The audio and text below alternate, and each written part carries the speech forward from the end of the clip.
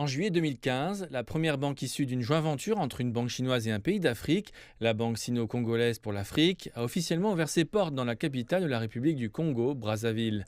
La Banque sino-congolaise pour l'Afrique a apporté un confort aux résidents locaux et a également contribué au décollage économique du pays. C'est pourquoi ils attendent avec impatience les deux sessions de la République populaire de Chine. Donc la BESC est venue avec une innovation. Avant, il y avait moins de machines au niveau du Congo. Et actuellement, grâce à la BESCA, nous effectuons nos opérations de versement comme retrait partout.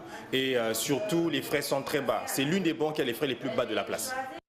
Le président du conseil d'administration de la Banque sino-congolaise pour l'Afrique, Rigobert Roger Andeli, a déclaré que le nouveau partenariat entre la Chine et l'Afrique était désormais très important pour les pays africains par rapport à l'expérience passée de l'Afrique et que l'orientation économique des deux sessions de la République populaire de Chine était très observée par la communauté financière en Afrique et dans le monde. Mais c'est deux sessions très importantes. Nous allons le suivre en Afrique. Ce que seront les résultats de ces sessions. Mais croyez-moi, ce n'est pas seulement en Afrique qu'on attend les résultats de ces sessions. Le monde entier attend les résultats de ces sessions.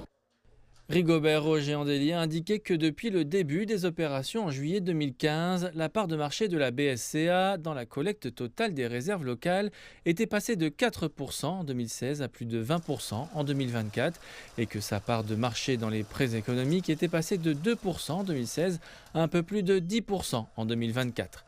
Il a ajouté que l'économie chinoise n'accélérait pas seulement le développement économique de l'Afrique, mais qu'elle contribuait également grandement au décollage de l'économie mondiale et que par conséquent les deux sessions de la République populaire de Chine représentaient des événements qui attiraient l'attention du monde entier.